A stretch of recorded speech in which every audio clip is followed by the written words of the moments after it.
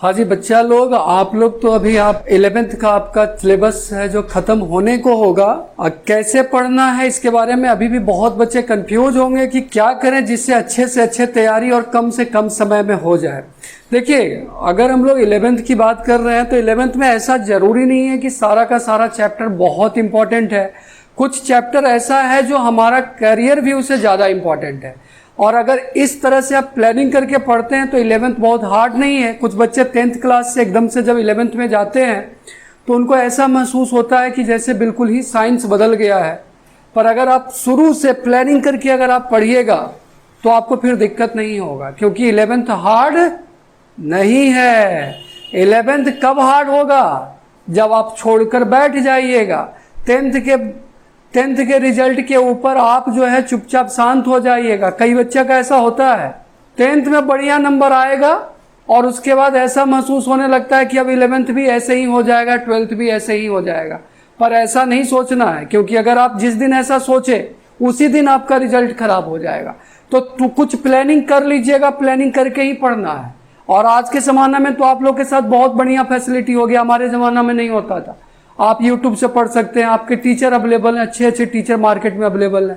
आप कहीं भी ट्यूशन ले सकते हैं, अच्छे स्कूल में पढ़ाई होती है। तो इसीलिए 11th का अच्छा होना जरूरी है। और 11th में कुछ चैप्टर बहुत इंपॉर्टेंट है जो आपको करना ही करना है और अच्छे से करना है। फिजिक्स और बायोलॉजी की बात करें तो फिजिक्स बायोलॉजी हो जाता है, जिनका मैथ है वो मैथ भी कर लेते हैं। पर बच्चा लोगों को केमिस्ट्री में दिक्कत होता है, तो हम कुछ बताते हैं कि कैसे आपको पढ़ना है, इसका थोड़ा सा ध्यान रखिएगा। केमिस्ट्री 11th में बात करेंगे तो टोटल 14 चैप्टर है, टोटल 14 चैप्टर है। हर चैप्टर का अपना अपना इंपॉर्टेंस है। जो पहला चैप्टर है some basic concepts of chemistry, इसमें आपको वही चीज है, बेसिक कॉन्सेप्ट है, 5-6 लॉ है, कुछ डाल्टन एटॉमिक थ्योरी के बारे में बहुत कुछ बताया है। ये आपको थोड़ा सा पढ़ना है जो इंपॉर्टेंट है। इसमें आपका मोल कॉन्सेप्ट है, ठीक है ना। मोल कॉन्सेप्ट आप 9th में भी पढ़े होंगे। मोल कॉन्सेप्ट इसलिए हम इंपॉर्टेंट बता रहे हैं क्योंकि इसके ऊपर न्यूमेरिकल आपका आएगा, 1 नंबर का है या 2 नंबर का है। न्यूमेरिकल आता है तो मोल कॉन्सेप्ट आपका क्लियर होना चाहिए। इसके अलावा मोलर मास, परसेंटेज, कंपोजिशन, ये सब आपका इंपॉर्टेंट है। एम्पिरिकल फार्मूला, ये सब कुछ ऐसा हार्ड नहीं है आपको, तो लेकिन पढ़ना पड़ेगा, ठीक है ना। तो some basic concept of chemistry है जो आपका खेल खेल में निकल जाएगा। दूसरा जो इंपॉर्टेंट है वो आपका स्ट्रक्चर ऑफ एटम। हाँ, ये आपका इंपॉर्टेंट चैप्टर है।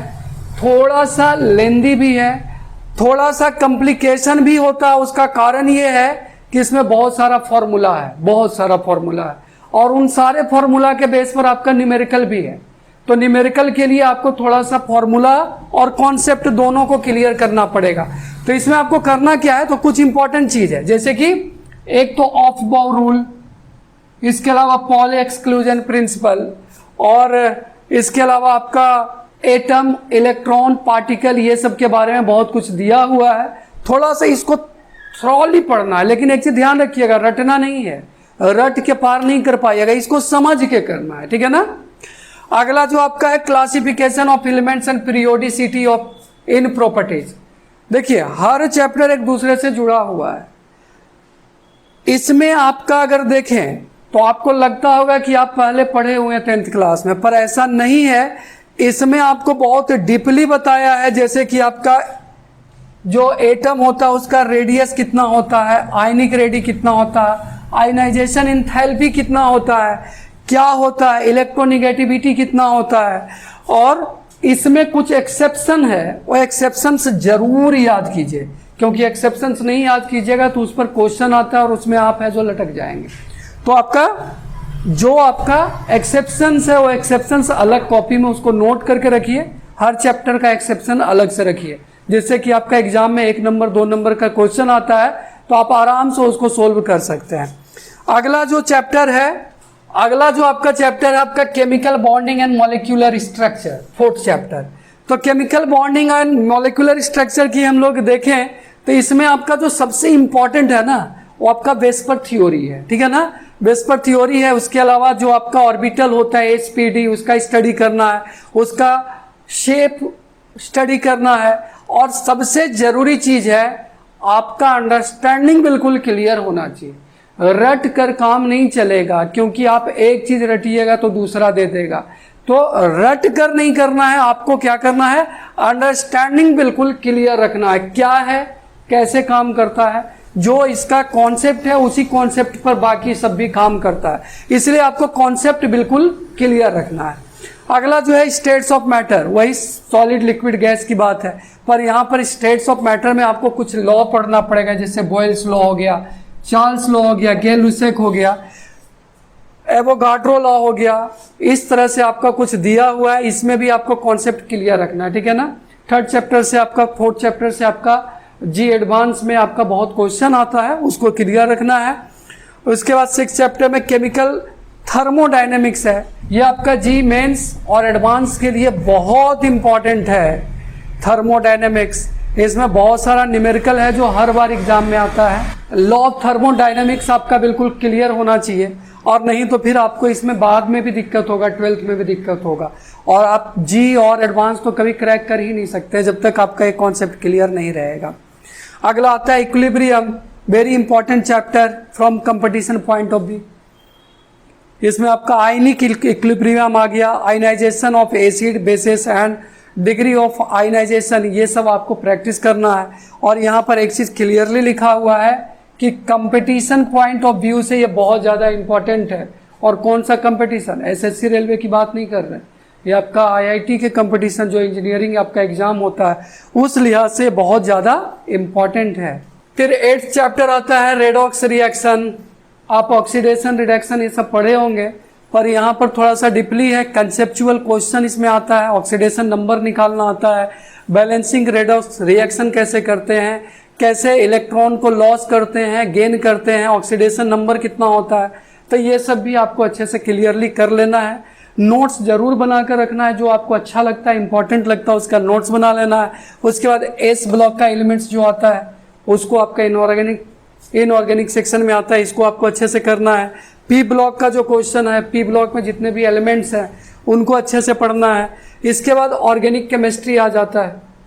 ऑर्गेनिक केमिस्ट्री आपका, बहुत लोग कहते हैं बहुत हार्ड है, पर ऐसा सोच कर नहीं पढ़ना है कि बहुत हार्ड है, क्योंकि अगर आप पहले ही सोच लीजिएगा बहुत हार्ड है तो फिर बाद में जरूर दिक्कत होगा।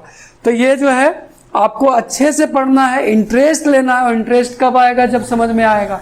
तो शुरुआत से ही आपको ये सोच के रखना है कि हमको समझ समझ के पढ़ना है, रट्टा नहीं लगाना है। इसमें आपका जो आएगा various effect such as inductive effect, electromeric effect हो गया, रेसोनेंस हो गया, हाइपर कंजुगेशन हो गया, ये सब आपको अच्छे से समझ कर रखना है।